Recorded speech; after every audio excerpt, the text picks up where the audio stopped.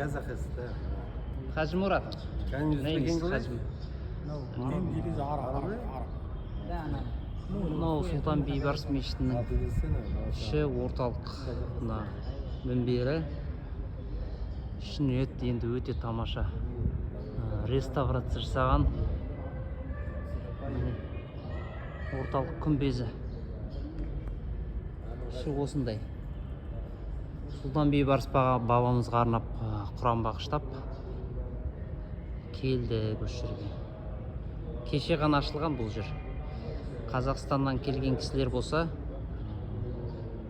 Египет мемлекетіне келген кісілер, Каирға келіңіздер, осы жерге міндетті түрде келіңіздер.